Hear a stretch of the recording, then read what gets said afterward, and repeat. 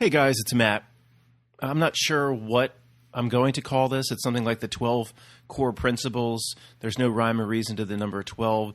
It's just I started writing out, what are the things or the lessons that have been learned over the last 10 years that are the most important, that save the most time in terms of spinning wheels and not wasting time with the breadcrumbs and following the rabbit holes, etc. So there's no rhyme or reason again to the number 12. I just started writing them out. And after the 12th, I figured, I don't think I missed a core principle. I'm just going to present this. But before I start, in terms of the censorship, it's really amazing. It's even extending into movie reviewers, people that have nothing to do with conspiracy. I subscribe to a channel called Voxus Productions, I think it's called, Voxus Productions. And it's a younger guy. He does some pretty risque stuff with this puppet, this older man puppet. But it's all about movie reviews. He drops some foul language, etc. But maybe he has done other things but movie reviews. I've only seen him do movie reviews. And he got a strike for something like just going back to 2015, I think he said. So one of his videos has just been sitting out there for years and years. All of a sudden, now, has a problem. I mean, it's ridiculous. At this point, honestly, I don't care what happens to this channel because we have free voice. Everybody here knows about it, knows how to find us if anything happens. I really don't care, but, why not just do the basics to protect this channel as long as I can? I've done this before, cleaned out all videos, wiped out all my entire set of work back to the book, which I don't have a problem with, and I guess I'm going to do. Why? I don't understand why. It is important for some people to have the old videos sit out there. I have no idea why, because we're now learning weekly, and we move forward. We build on what we've learned. I don't think my old videos of 6 months ago are going to be completely stale and the principles noticed are going to be, totally wrong or anything. But we learn it. We're learning so much. I just don't care about the old videos. So why wouldn't, I've tried to do my best to protect myself, but something like that could happen to me. There's no reason to have the old videos sitting out there. So I'm going to wipe them all out.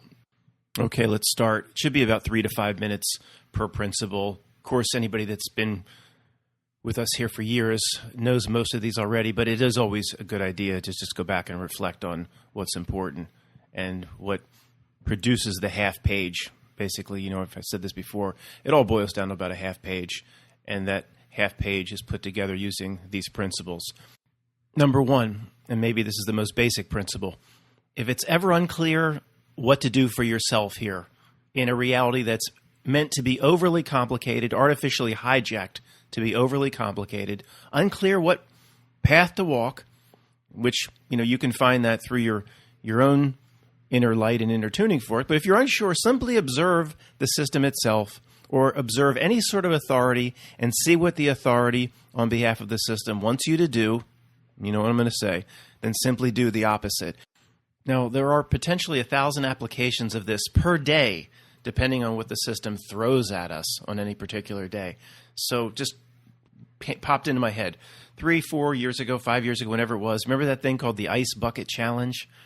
Matt, certainly you're not saying we shouldn't support ALS. You should, but not in the way the system wants. So when something comes at us by storm like that, it's on the news, it's on the local news, national news, Instagram posts, Facebook, everything is about the Ice Bucket Challenge. I mean, when you see how artificial it is, you could say, look, this is obviously anything that comes with that much vigor is not natural. It just didn't come up virally. That's what they want you to believe. Just good people passing things along. No, it's when something comes with that much force and it's in your face, it's system produced. Of course it is. So you say, well, do the opposite. I'd like to help ALS, but I'm not doing the Ice Bucket Challenge. Well, why didn't it raise money for ALS, Matt? I don't know what it did, the Ice Bucket Challenge, but seeing it was so of the system, I'm going to tell you this, it wasn't good. It wasn't good. I don't want to spend too much time on each principle. There's a lot of ways you could say the Ice Bucket Challenge wasn't good. And whatever was raised, how do you know where the money went? You know what I mean? So it'd be like, okay, I'm going to help ALS patients in some way, but I'm not going to do it through the ice bucket challenge. All right. Again, there's 1,000 applications of this daily. Oh, what's the news? I don't watch the news, but I'm sitting here getting my muffler repaired or something. And it's like, oh, the DV variant, the D, well, what does it want from me? It wants me scared of it. So I'm not going to be scared of it. Pretty simple stuff. The system presents Elon Musk as a man that should be worshipped and beloved, and you should have your own personal bronze bust statue in your backyard. And he's presented like that, showing he's probably walked on water. Then, it's like, well, then I'm going to treat him as a wretch. I'm not going to – people that's new to these principles say, I kind of liked him. But, I kind of believe, though, that the system wants to – if I identify that it's something that it really wants out of me and this whole reality is an inversion, then I really have to do the opposite. So I'm gonna go out back and break apart the plastic statue of Elon Musk. Okay. These examples are simple, but sometimes it's a little bit more complicated. You need to be aware that sometimes there are multiple levels of what it wants inside of one topic. So look at the V and renting the movie right now. Of course, the system wants most people renting the movie Action Jackson Nation. It wants people renting it, but it doesn't want everybody renting it. Okay, this was one of my first initial mistakes that was corrected about 6 to 8 months ago. It absolutely wants about 20% of the people in the West not to rent the movie. So does it want people to rent it or not? Well, it wants a proper mix. So sometimes it's not always as simple as it wants everybody to love Elon Musk. It does want 20% not to rent the movie. Why, of course, is simple. It creates another camp of division, creates hated rivals. It also needs a scapegoat for what it's going to drop on us in the future, for more, restrictions, lockdowns, etc. It knows the ratio it wants. It's not always as simple as it wants everybody doing something. It knows the ratio it wants between those that will rent the movie and those that will not. And the Whopper computer, by monitoring 1,000 different data points a second, knows exactly what the ratio is and where it's going. And if too many people are excited about renting the movie and it goes up to 85-15, then the Whopper computer will spit out that this is a ratio that we don't want. It wants 20% not to do it. That creates a rival camp, and all the infrastructure then of tracking and tracing can stay in place forever, et cetera, and things that we've talked about. But then see, the Ministry of Information can go forth. If it's 85-15 and too many people are doing it, then they can then put forth all sorts of bad, adverse events about renting the movie. And they can put forth, like Senator Johnson, he's just a person of the people. Of course, Senator Johnson. Who would think that he's not working for us? He's going to present adverse effects, and the news is going to run with some bad things about renting the movie. So then the ratio comes back to where it was, 80-20. See that? It'll adjust. The Whopper computer will adjust on the fly. It will use its minions to do so. But if you see a politician saying something, we need to be careful because there's adverse events and this renting of the movie is very harmful, there's no possible way in this world that politician is actually looking to help you. All right, with one exception, guys, I come back and do this. At the lower levels, your local congressman in the House of Representatives, they don't have them completely controlled because they can't do anything. Hundreds of them running around. They have to be reelected every 2 years. They can't do anything. They might have good intentions. They're not completely under the dragon's wing. If they go off script, they'll just get rid of them at the next election. I'm talking about a U.S. senator. That's a totally different class of creep. Okay, if they ain't trying to help. Okay, there could be your local congressman trying to help. They can't do anything. They can't help anybody. So they will let them run around the playpen. Principle 2, I put in the book about 3 years ago. The meaning of life may be as simple as to realize that life has meaning. The meaning of life may be as simple as just realizing for yourself that life has meaning. This entire presentation of this reality system through its culture, society, etc., is out to convince a human being that deep down or spiritually or in any way that's important, there is no meaning here. It's out to convince everybody of that. And if there is meaning, it's only in seeking the rewards and applause of what culture and society and what this world can give you. So you can actually apply the principles build on top of each other, or just apply the opposite as well to help in this one. So it's realizing that the meaning of life may be as simple as realizing that life has meaning, but the meaning, substituting the meaning, the real spiritual meaning of understanding yourself and giving back the meaning that it once, it put a big rock in your bag and wants you to carry that rock around for the rest of your life. There's your meaning. It's giving you your meaning, the accolades and all of the definitions of success that this reality brings. So you can apply the first principle that we just talked about. When Stephen Hawking comes forth and all his, I guess he doesn't come forth anymore. All his acolytes come forth and talk about the Big Bang. The Big Bang. Does that bring meaning to your life? Knowing that you're just some speck of dust mated with some speck of dust billions and billions of years ago, and you're just some random accident. Some people are pretty screwed up when they find out they were an accident from their parents.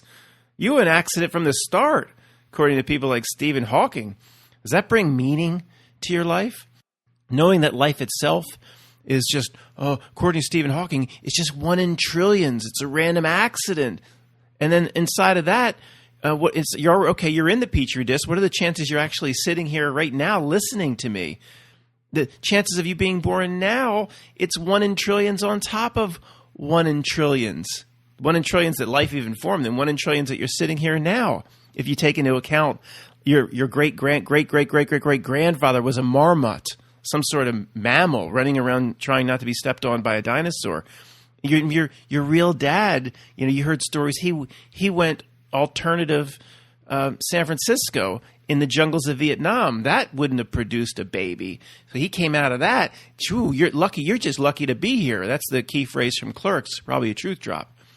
So if the system tells you that the chance of you, here's where the, finding meaning for yourself applies. If the system tells you that the chance of you standing there is 1 in 100 trillionth to the 10th power, then it's just the opposite. That you, with pretty much 100% certainty, were meant to be listening to this, or wherever you are, meant to be here right now. Not 1 in trillions on top of 1 in trillions on top of 1 in trillions on top of a random accident, on top of an enigma wrapped up in a puzzle. It's 100% you were meant to be here. It's 1 to 1. 3, this life or this reality system is a tug of war, using the analogy of, say, radio station frequencies. The culture, the society, what stands behind the screen, Pennywise, wants you to go all the way down the dial to go to its frequency. It's a big, right on the radio, it painted a big neon bar, and it wants you to tune down to that frequency. And then once you go down there, and if you go down there, you'll be cool and be accepted by society, and it'll give you some bullshit rewards. It'll give you a big jar of lube. You go down and you put yourself on that. It's cool, man. Everybody's doing it. Come down to this part of the frequency. What's the frequency, Kenneth? Then you become susceptible to its suggestions, to its download. And at this point, we're not going to talk about NPCs and how many people are real. And there's about just over 300 million people, of course, in the United States. Assuming they're all real, I don't know, like 250 million people are on that frequency. So in Philadelphia, the old WYSP, when I grew up here outside of Philadelphia for rock and roll station, I think it was 94.1 or it's 94.0 WYSP. Now it's WIP, the sports talk. Of course, just complaining about Ben Simmons all day long for 300 days a year is what everybody wants to do. But say that's the radio station or the frequency the reality wants everyone on. Somehow, you listening to this, we are off the frequency, and maybe at some point in our lives we were on it, but for some reason we got off. The idea is to turn the dial as far away as possible from the identified system radio station. And there's even a similar concept that comes up in that YouTube series that we looked at, UMAMI interface.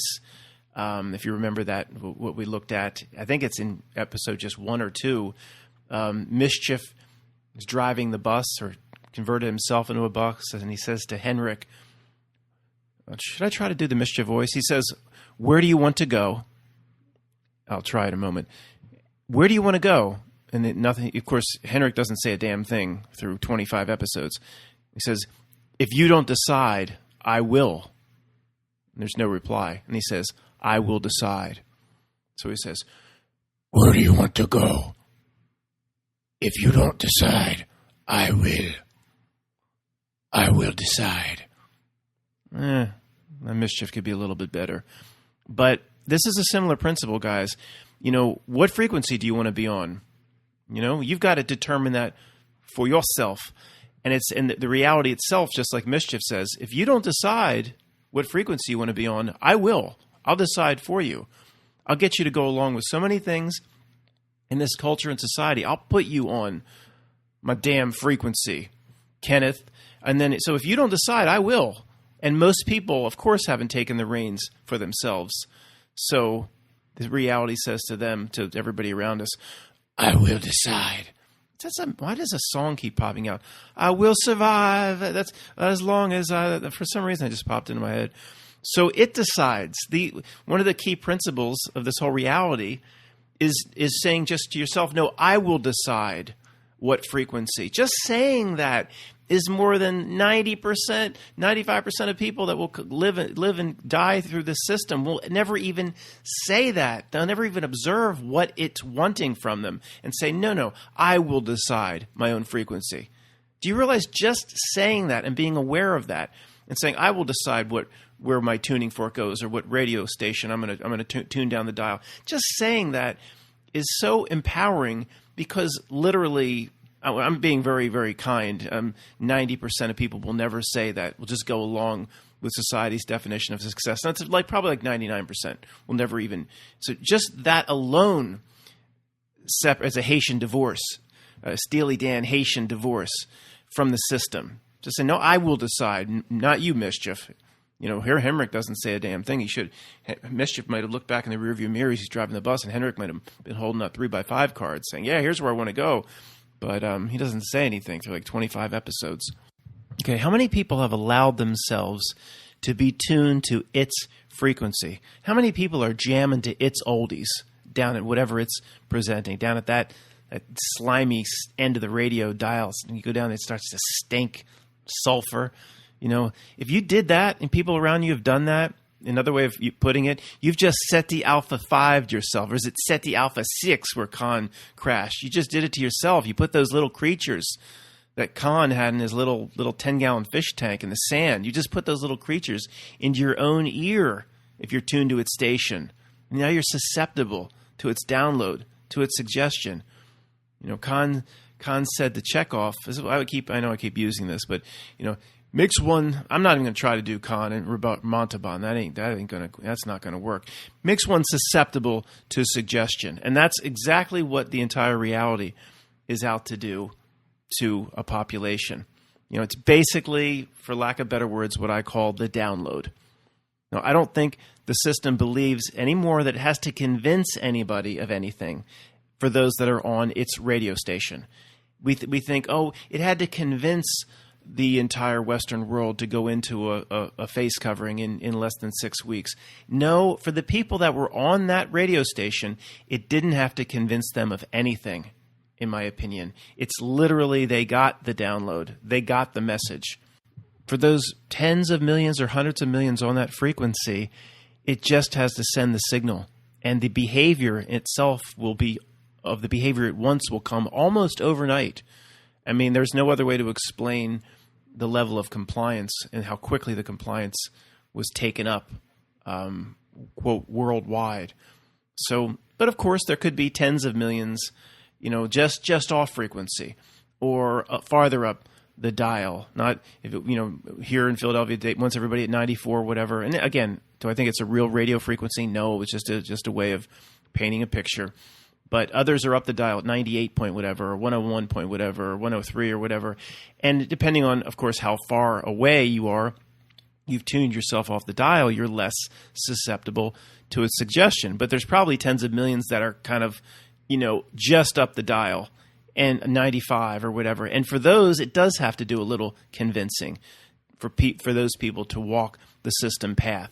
It still has a humongous infrastructure of its Ministry of Information and even the local newscasters and news anchors all saying the same thing from the same teleprompter. It still has a tremendous infrastructure to convince anybody that's just off the frequency.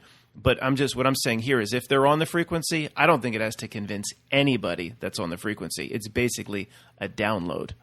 And to me, this download in people that are on the frequency, Kenneth, is most evident when they run the same scripts. And most of these scripts, of course, recently, is to defend the actions of the system. So those people perfectly tuned to the system radio station. Aunt Jenny, the guy down the cul-de-sac, your sister-in-law, they're easy to spot. I mean, they're as easy to spot as the body snatched in San Francisco. First off, one of the symptoms and the scripts they'll run, they'll never give you an inch back towards your side. Never give you an inch. They'll never abandon their defense of the system in your favor, even if you make a point that can't even be argued against. They will continuously make excuses for its intrusions. All right? Even 3 legal licks of a German ice cream cone in a certain jurisdiction, they will justify that somehow. For those that don't know what I'm talking about, April, May of last year, article, Reuters, whatever, Germany. In this German jurisdiction, they're allowing the ice cream shops to be open, but you're allowed 3 legal licks on premises. If you do your 4th lick on premises, well then, you might get a visit from the police. That's this indefensible lunacy. But those that run the script on the frequency, they'll find a way to defend it. Matt, there have to be some standards for safety. What are they supposed to do? You could have people just loitering, actually eating their ice cream cone on premise. That's not safe, Matt. You don't think it's kind of a little bit of a legal overstep to actually threaten arrest for a lick? Matt, these are unprecedented times. This is literally what people parrot back to me. During unprecedented times, certain rules and certain freedoms, need to be kind of examined until we get through this. And in this case, this reminds me of the greatest term of all time, those that will forever defend the system no matter how great the intrusion. These people are the palace guard. What did I call them somewhat recently? Perfume appliers. But the palace guard is better. At this point, most of your friends, most of your relatives, most of the people down the cul-de-sac are the palace guard. If they are hardcore in their palace guard defense, you know they are on that frequency. They have turned themselves willingly to that part of the radio dial, and there is no point in ever trying to get through to them. They are literally on a download. All right? You and I, luckily, are pretty far away from that frequency. But in terms of, we're using this radio station analogy, but remember the old analogy, it's no different than saying we simply stepped off the ship of fools. We dove off the back into the cold water and are swimming away, and now we stand on the bank. We stand on the bank and wave to the love boat as the ship of fools sails away. It's not any different than just saying we're on a different frequency, tuning ourselves farther and farther down the dial away from the stinky broadcast down the other end of the dial. So this is why the divide between us just gets larger and larger every week as the ship of idiots continues to sail farther and farther away. Our divide gets further as the ship gets farther. So I remind you, there are a lot of ways to know if people are on that frequency and getting that download. I mean, all sorts of tactics can be applied.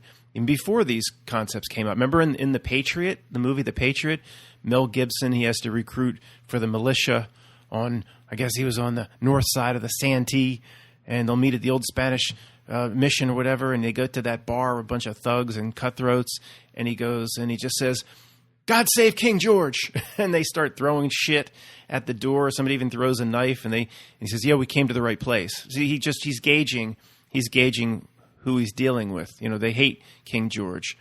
And you start talking to somebody, you know, you're just sitting with somebody at the bus stop, like Forrest Gump.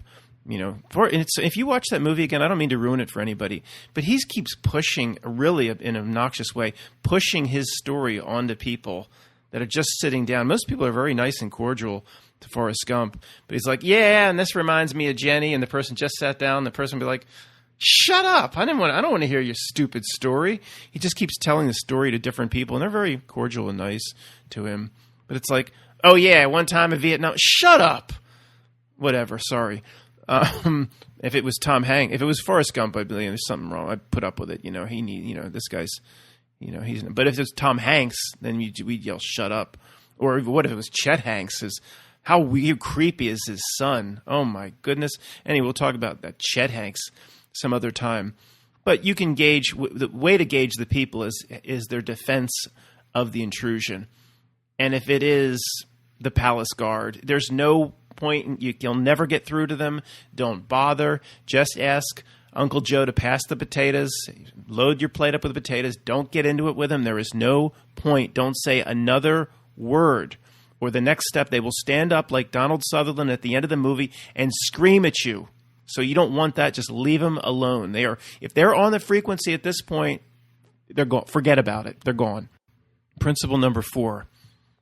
Finding and analyzing the bad guy, finding who done it, analyzing the bad guy. That's exactly what it wants, whatever it is. Any focus outside yourself onto the screen is exactly what it wants. But wait a second here, Matt. What if all this research and this focus will finally tell me what spirit cooking is all about, and then I can expose who does it? That's a pretty just cause, isn't it? No. Who cares about that? It's what it wants. It wants you spending time figuring out, what's the spirit cooking all about? It's all bullcrap. It has nothing to do with finding out about yourself. Bad example. But in general, it will give away endless truth of this sort of truth, that it's not really truth. Well, but it will give away this sort of truth through its farmers. And it's farmers, it's animal farms. It lays breadcrumbs all over the place like this to pull you outside of understanding yourself. So, in general, there is, quote, pure truth and what I call tainted truth. Pure truth, or PT, is truth that leads you in some way to better know yourself. Apply PT and TT standard to YouTube truth videos, and 90% of the videos, or 95%, go away. Tainted truth is understanding about this world. It's truth about this world. Well, wait a second, man. I've done the research. I'm just a week or two away from exposing Abramovich. Oh, that's what it wants, you jerk. If you know that it's all breadcrumb bullshit is what we've been sucked into over and over again. So if you can one day prove no plan, can I even say it? You know, for the 7-Eleven job event, there's the no P versus P theory, and was anything up there? And you know, if you could finally prove that, that's TT, man. That's tainted truth. Like, so what? Finding out with 100% certainty what exactly happened to, like, the Titanic. I'm close. That's TT. That's tainted truth. Like, who cares? That doesn't do one thing for you.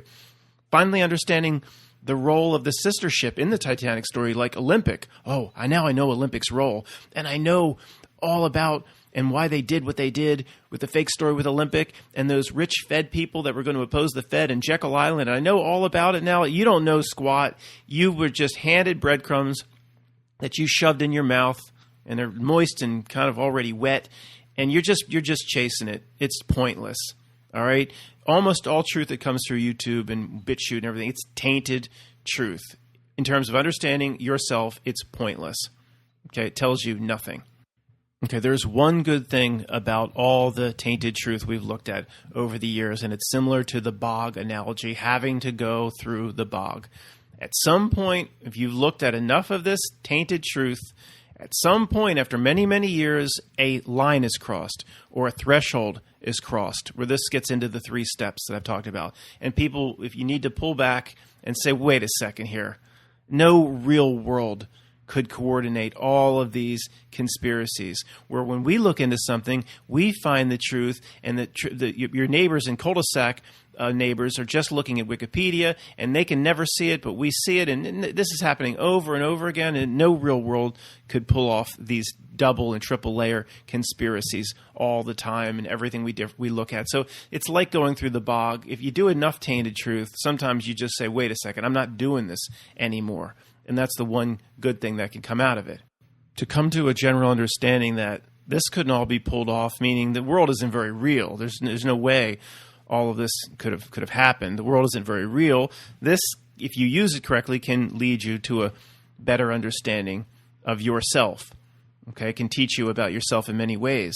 The first level would be to help you cut attachments to a fake world.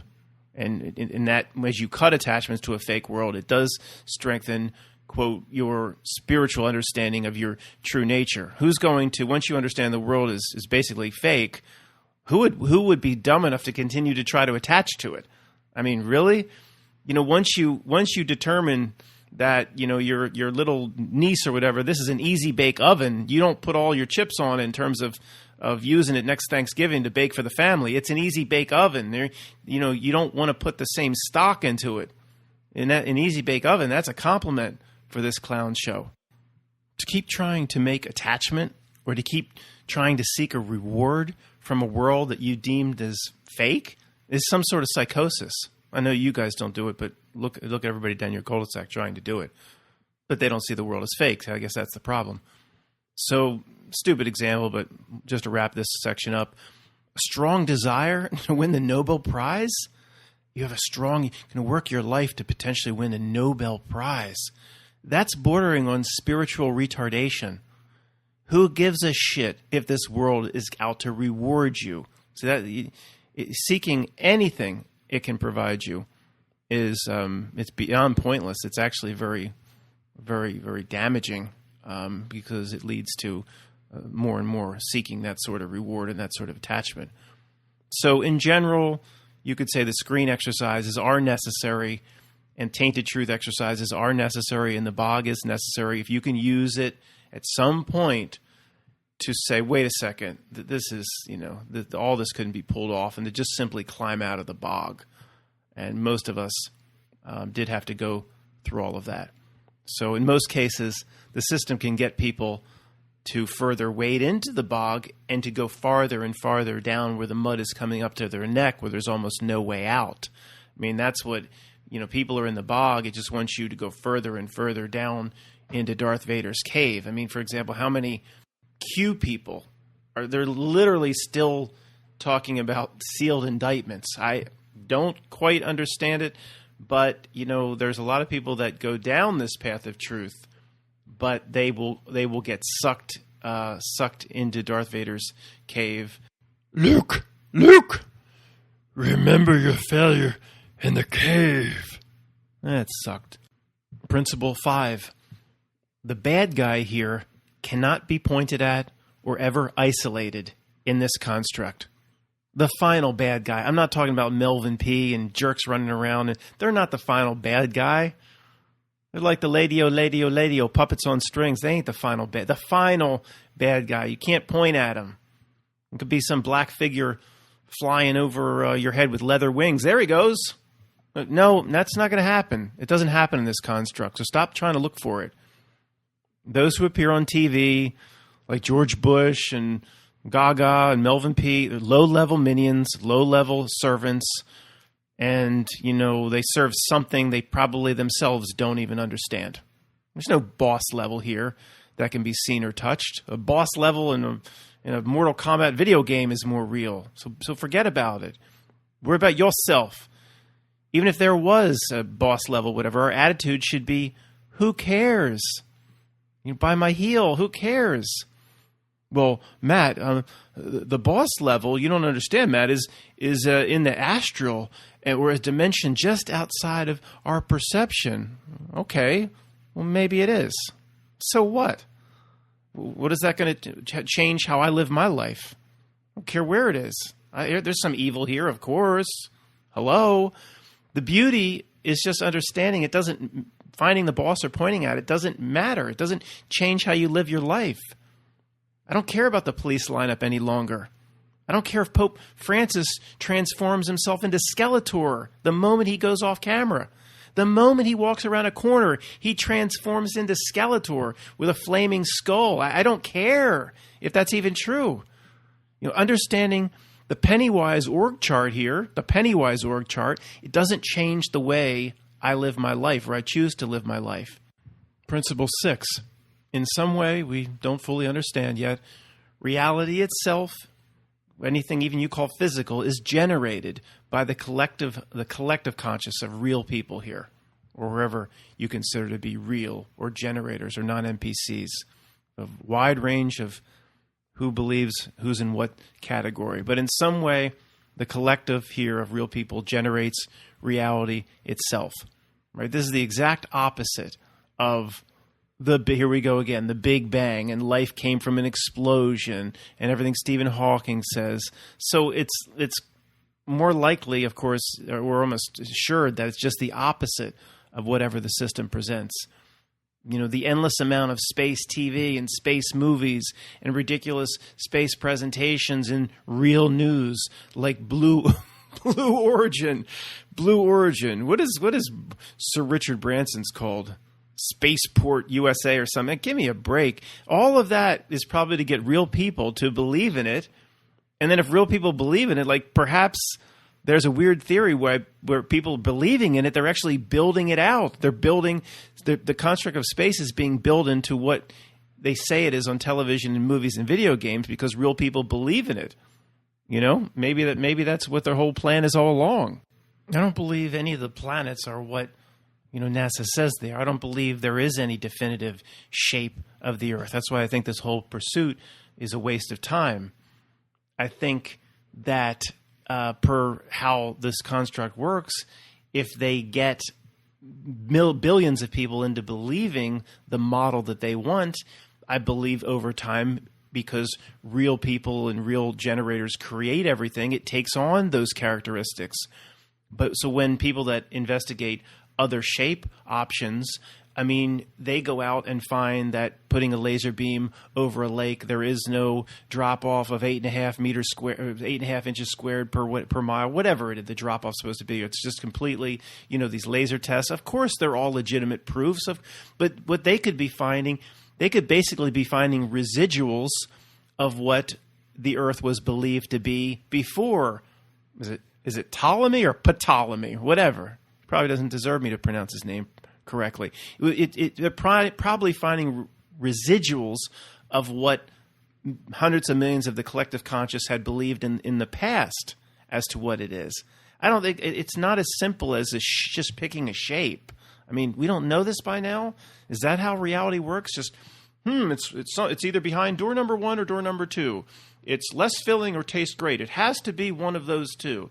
It has to be round or flat. There's no other possibilities. Yeah, okay.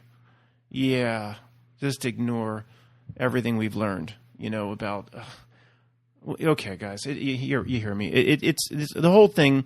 They lead collective consciousness into a certain place because they need us, the collective, to create the sick reality that they want. It's pretty simple.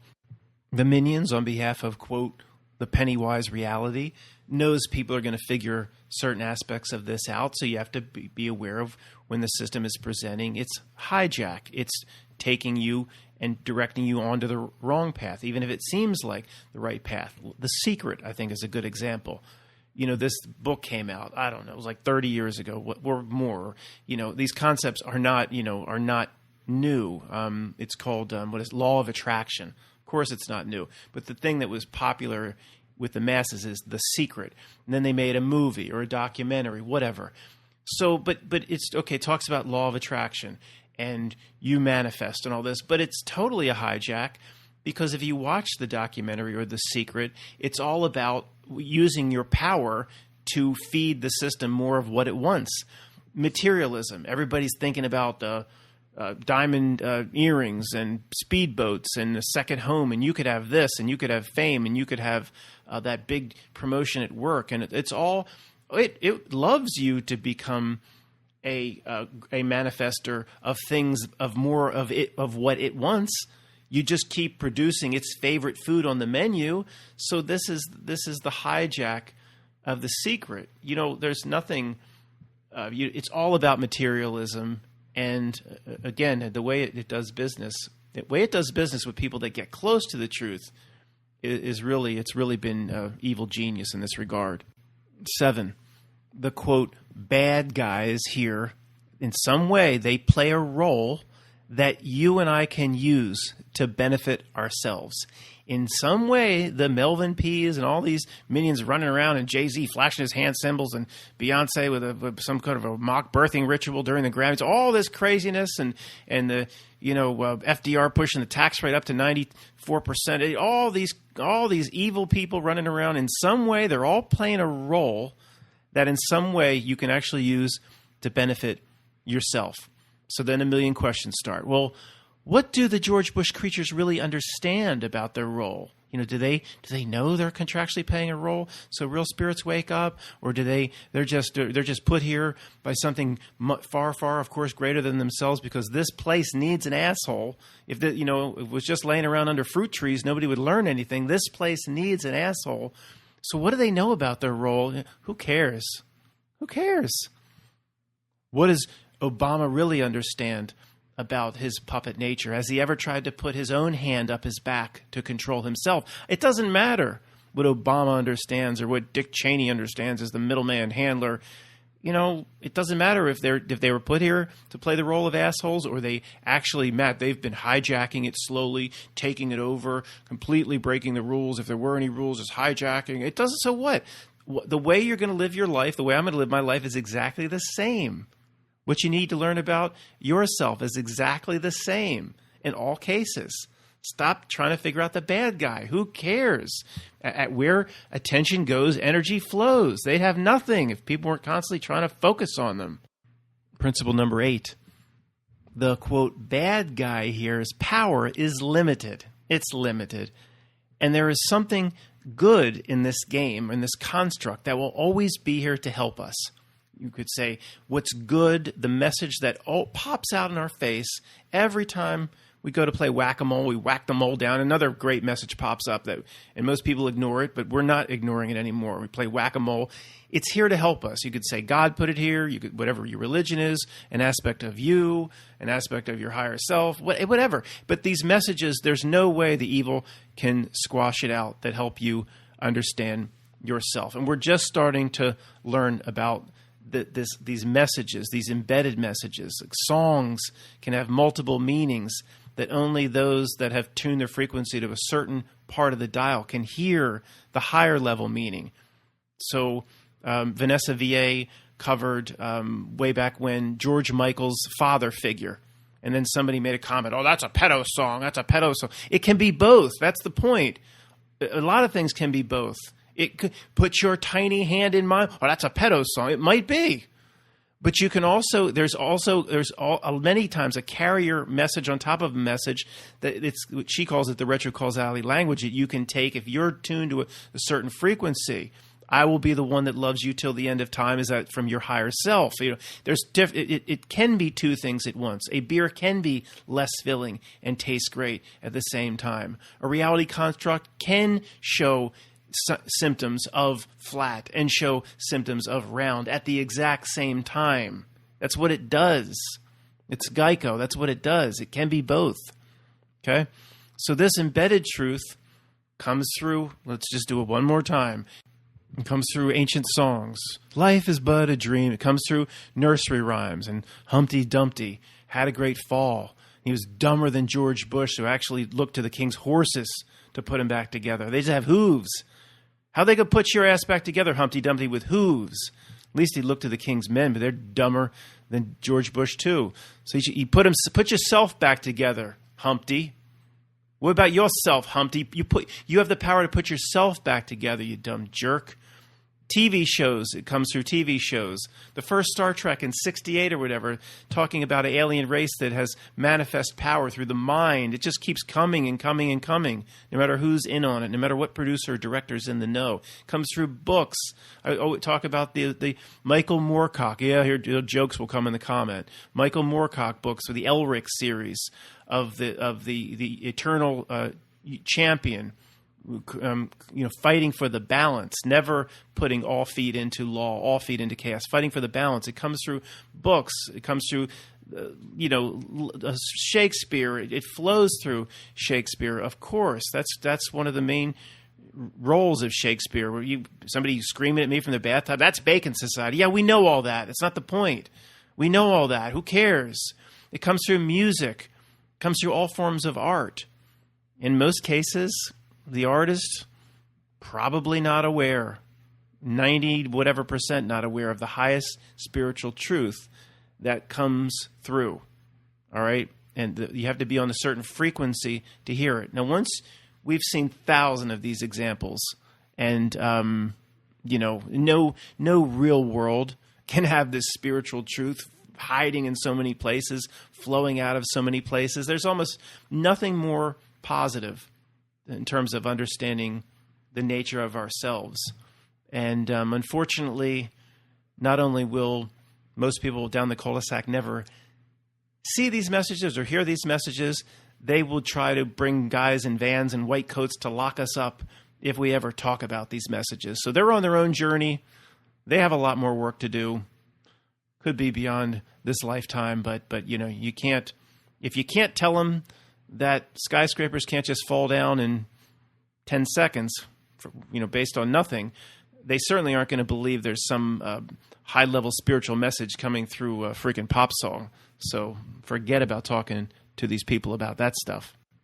Principle 9. The bad guy here works really hard over your entire life to make sure that you identify with the aspects of you that, one, are most closely related to this place. Like your ego is closer to this place than your spiritual self. Your body, of course, is of this place. So you got to relate to that with the abdominizer and six-pack abs and bodybuilding and looks and all that. It's all about that. It's all about put on QVC and this wrinkle cream will make you look 10 years younger. Look at me.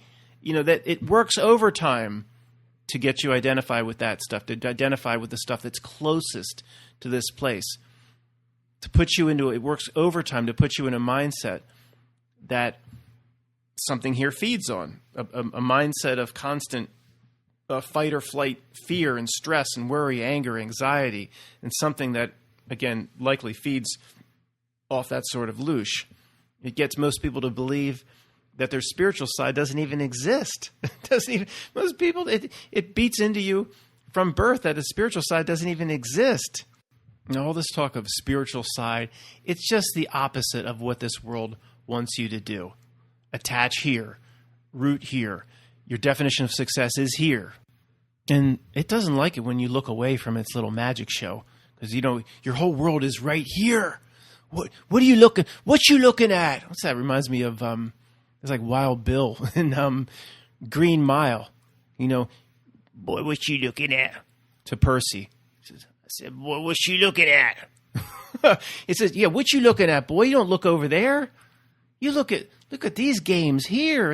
Your definition of success is here. And look, my scoreboard says you winner. You're a winner. You look back over here. Come back to my radio frequency. What a joke it is. And it's really, really pathetic how successful it's been. Now, there are many reasons for the alternative lifestyle push. The San Francisco push, it's like Rice-A-Roni, the San Francisco treat, started real hard, no pun intended, started 15 years ago. A little bit less. Real hard, no pun intended. The T gender blender to T gender push, blender push, started, hard, no pun intended. Bruce was about 7 or 8 years ago, something like that. Now, there's a lot of reasons for it, of course, but in this context, a reason for it is anytime it can get you to identify with something that is, its origin is here, it's rooted here. Identify your whole aspect of being with what you choose to do with your little human propagation things on your body. You want, it's so important. You identify your whole essence of being around an appendage of some kind. I mean, you want to talk about they got you? I mean, that is, in this context, this is exactly what it's for. It's for other things too. Matt, you're not talking about the population reduction at all. I'm not talking about that here. I'm well aware of that. This ain't my first rodeo. I didn't just fall off the turnip truck or the truther turnip truck. So to summarize this one again, right when you start looking inside yourself or away from its magic show into things that are really important about understanding the true nature of yourself, you'll hear it. You'll hear it. You rise up out of your bathtub, you'll hear it. This will never leave you. Just like Wild Bill to Percy, you'll hear it. It will not be happy as to what you're looking into.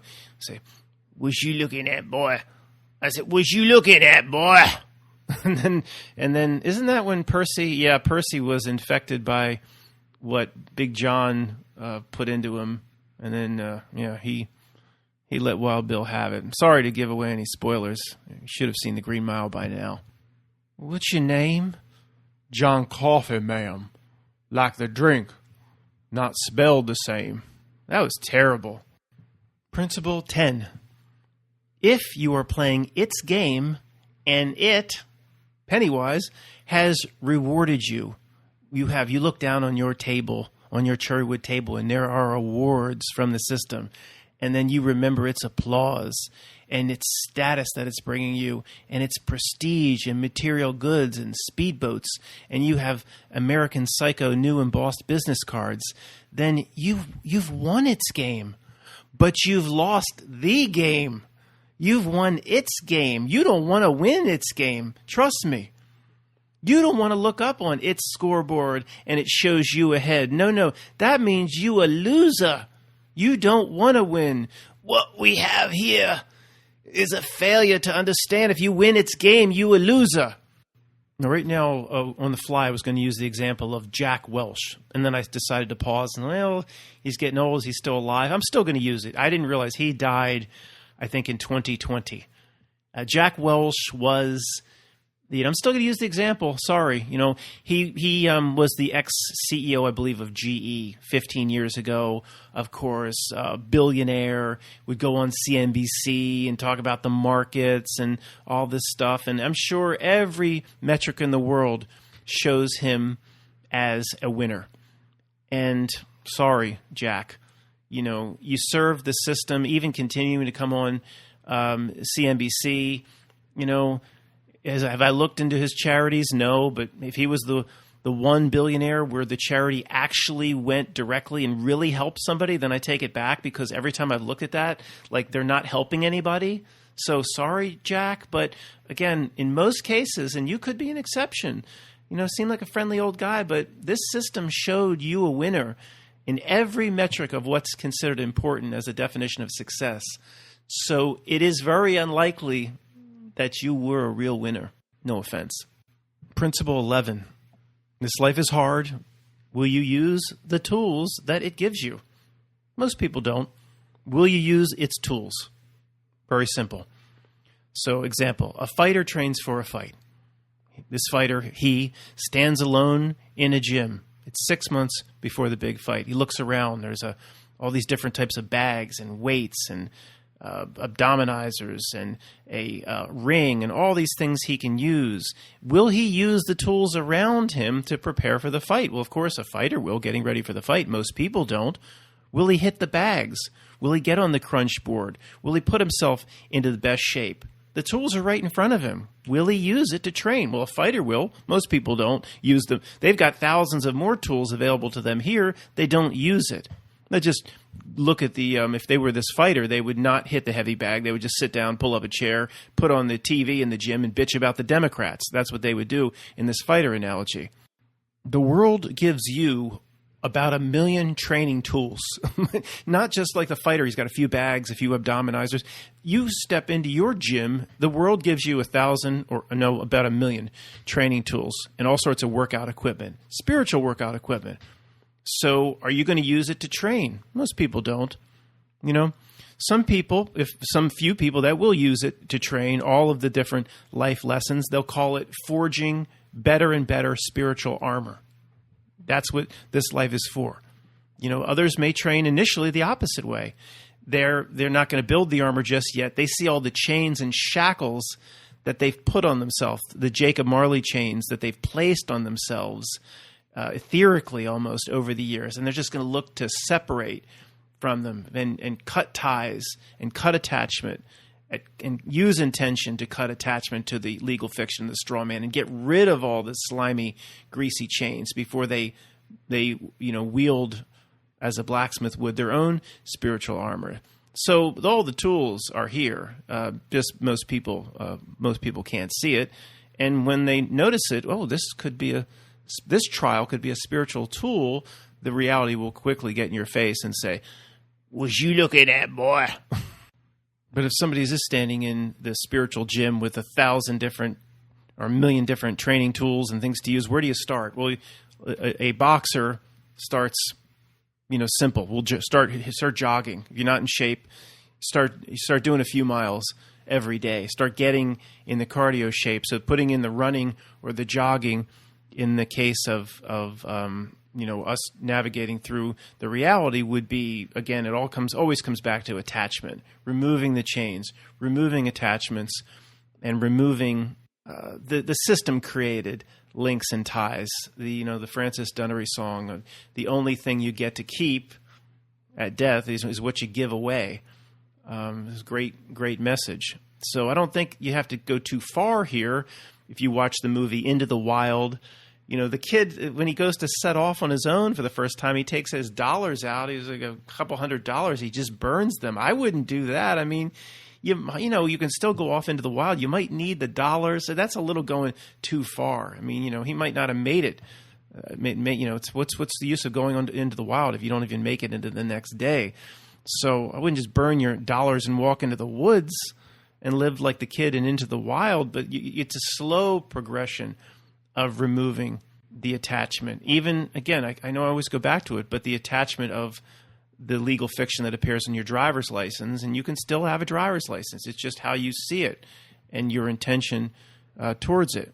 So seeing how the world works has to be done unemotionally, without attachment, in a cold sense, in other words, and with the right intention when you see its manipulation. Okay, I see it's manipulation, but you know what? I to put food on the table, or for my kids, or to keep my job, or I have to do this.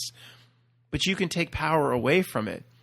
It's like, look, I didn't choose this. I didn't. I need to do this, and I'm going to keep the energy. I feed it as little as possible, but I still have to do it.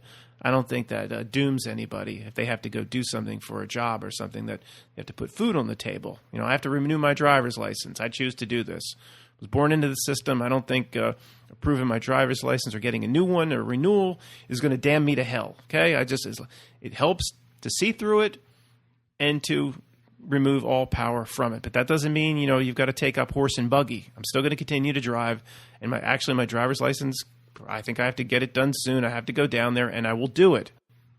Principle 12. There will always be, quote, the conspiracy of the weak to chase in this earth plane of existence. It's always going to be there. About 2 years ago, I said, is there ever going to be a major news event, do you think, for the rest of your life, that's just not going to be riddled with conspiracy to chase? And everyone was like, no, that's not going to happen. That's not possible anymore. The major news item will always have the conspiracy embedded, the gematria embedded, all the stuff to chase embedded. No real world could pull this off. Gives itself away right there. So if we're going to say we're completely off the ship of fools, which hopefully anybody listening to this is, nobody completely off the ship of fools will any longer chase the conspiracy of the weak, or you're not off the ship of fools. See how that works? So these things are produced these things to look at, chase, breadcrumbs, the conspiracy that's attached to all the news items and news events that keeps coming and coming and coming unnaturally. There's no real world that could pull this off. It's generated in some way by reality itself. You know, we're kind of beyond people in secret societies running around in movies like The Skulls, planning shit. Okay, we're past that. You know, so here we go again. Let's do a couple examples. Oh, what a coincidence. About 5 years ago, this mega conspiracy comes onto our doorstep called mud flood 5 years ago. Like, nobody could have noticed over the past 100 years how many buildings are just surrounded unnaturally by mud and underground, and nobody could have noticed that. What a coincidence! It just dropped on our conspiracy YouTube doorstep about 5 years ago, and like nobody. I mean, see how why did it drop so hard 5 years ago? Nobody noticed it 10 years ago, 15 years ago. No matter what truth is in it or not, it was introduced into our community artificially. Of course it was. Well, Matt, somebody has to come up with something for the first time. You come up with some things for the first time. You know, every single time it's artificially introduced by the system. Okay, it's different than me saying, John McEnroe, you cannot be serious. And like all of a sudden, inside of 3 months, you know, there's like 1,000 YouTube videos on this topic. Okay, there's a little bit of difference. You know, and then the same time, the Tartaria thing. I'm not saying there's no truth in anybody that's looked into this. I'm just saying when it hits the way it hits, the reality wants it to hit that hard. It wants to introduce the distraction. It feeds the distraction. There could be all the truth in the world to everything you've looked into. That doesn't mean you're not playing into exactly what it wants and feeding the distraction. And it's not, the more maps of Tartaria you look at, I guarantee the next map ain't going to tell you about yourself. I guarantee that. That's going out on a limb. It's what it wants. No reality could keep dropping these mega conspiracies. Okay, here we go again. Like magically, there was no trace of any maps or no trace of any of this Tartaria stuff prior to 2014. Oh, what a coincidence. See how it works? Like nobody could have noticed this. Okay, you understand what I'm saying. How amazing. You know, nobody could have figured out prior to 2012 that all these buildings could not have been constructed. You know, that just okay, fine. At some point, we do have to dive into something for the first time. I'm just saying when it hits inside of our communities with such a massive wave, then to me, I think the system probably wants it to hit with a massive wave. But that's just me. What do I know? I'm not saying to not look into the conspiracy of the week. In many cases, it's fascinating. I do it all the time because it tells me the world isn't very real, which tells me something about myself. But if you're going to look into it, remember, do not get emotionally involved in it, because that's exactly what it wants. Do it as coldly and as calculated and as detached as you can. All right, that's a key. If you're going to look at it as a hobby, you know, people get a little bit, especially, well, I'm not even going to go there. Let's just wrap this up. So for me, you know, I don't care to investigate why 500 massive structures around the world have no way of heating themselves. Okay, they don't. It doesn't make any sense. All these massive structures, some of them don't even have any toilets. So we've been over this conspiracy over and over. You know, yeah, it's there, but okay, I don't it wants you to spend all this time figuring it out. I don't care. You know, it wants me spending all my time figuring out the answers to everything that's not important. Again, the fact that no major news story can be presented today without it being filled and littered with conspiracy, coincidence, synchronicity, gematria. It happens over and over again, every single time. It's just simple proof the world isn't very real and something is trying to get your attention. So we'll close with whatever analogy you like better. It knows a certain group of people are off the frequency. This group over here, they're not on our frequency with us. They're not down here no, they're on their own frequency. Oh my goodness. Well, these people have a chance of getting close to the truth, and it only relates back to understanding the nature of themselves, and we can't have that. Can we have that? No, we can't have that. That's not allowed anymore. So we need to get in their business. We need to give them all these distractions. Oh, let's present this conspiracy and drop this conspiracy on YouTube. They'll chase. Oh, look at them. There they go. They're chasing that lure. Yeah, it's a new lure. It's a new lure designed just for conspiracy theorists. It's called Mud Flood. And we're going to talk. Look, I'm going to put it on my fly reel here, and we're going to look how many are chasing it. Yeah, that's all it does. That doesn't, even if there's truth in it, it's going to put it out. Okay, it doesn't matter if there's truth in it. Doesn't mean just because the system. It could be 100% true, but people are just chasing it, and the longer they chase it. And then on their deathbed, they'll say, I finally got Mud Flood figured out. And they will have spent their whole life not understanding a damn thing about themselves. So pick whatever analogy you like better. Do you like the Jeff Goldblum reality, who's just waving his flares in front of you? You're the big, powerful Tyrannosaurus Rex, waving the flares and just say, follow me. And you're visually impaired, so you're going to just chase after the flares, and Jeff Goldblum will throw the flare off the cliff, and you'll just go off the cliff after it. Some people like the Shallow Hal example, the little spina bifida guy that just sold his company, who's going to go on that date with that real nasty girl, and he looks in the hubcap. He's a little guy. He looks in the hubcap, and he's like, "Is this outfit to look at me?" That's the reality. Look at me. I'm always going to.